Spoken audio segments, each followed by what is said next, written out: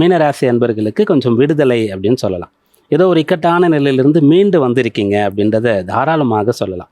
ஏன்னா ராசியில் சனி இருக்கும்போது சூரியனும் சேர்ந்து இருந்ததுனால கொஞ்சம் நெருக்கடி. முக்கியமானவர்கள் சப்போர்ட் பண்ணாமல் போயிருப்பாங்க. ஏதாவது நெருக்கடியான விஷயங்கள் உங்களுக்கு உங்கள் தகுதிக்கு மீறி சக்திக்கு மீறிய பெரிய விஷயங்கள் உங்களுக்கு எதிராக இருந்திருக்கும். முக்கிய நபர்கள், பெரிய மனிதர்கள், அரசாங்கத்தினுடைய சப்போர்ட் கிடைக்காம போயிருந்திருக்கும். இதெல்லாம் முன்னாடி இருந்தது. அது எல்லாத்தையும் உடைச்சிட்டு வெளில வரப்போறீங்க. என்னால் முடியும் அப்படின்னு சாதிச்சு காட்டுறது. ஏன்னா ராசியில் இருக்கக்கூடிய சூரியன் 2ஆம் இடத்திற்கு வந்துட்டார்.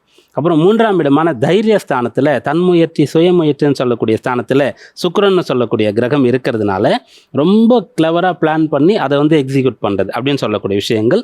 சகோதரர்கள் அதற்கு சகோதரர்கள் அல்லது உடன் இருக்கக்கூடியவர்கள் ஒத்துழைக்கிறது அப்படின்ற விஷயம். 4ஆம் இடத்துல குரு இருந்து 10 பார்க்கறதுனால நீங்கள் மிகச்சரியான வழியில் போனதுனால உங்களுடைய எதிர்காலம் சிறப்பாக இருக்க போகிறது. நல்ல தொழில், நல்ல உத்தியோகம் உங்களுக்கு அமைய போகிறது, நல்ல வாழ்க்கை அமைய போகிறது அப்படின்றதெல்லாம் இந்த வாரத்தில் சாதகமாக இருக்கிறது. ராசியில் சனி இருக்கும்போது சனியோடு புதனும் செவ்வாயும் சேர்ந்து இருக்கிறதுனால கடினமான உழைப்பு. மற்றவங்களால இதெல்லாம் முடியாது. அவங்களாம் இப்படிப்பட்ட ஒரு கோர்ஸ் கிடைச்சா படிக்கவே மாட்டாங்க, இப்படிப்பட்ட ஒரு வேலை கிடைச்சா செய்ய மாட்டாங்கன்னா அதெல்லாம் துணிந்து எடுத்துக்கிட்டு சாதித்து காட்டக்கூடிய அம்சங்கள் இந்த வாரத்தில் சாதகமாக இருக்குது.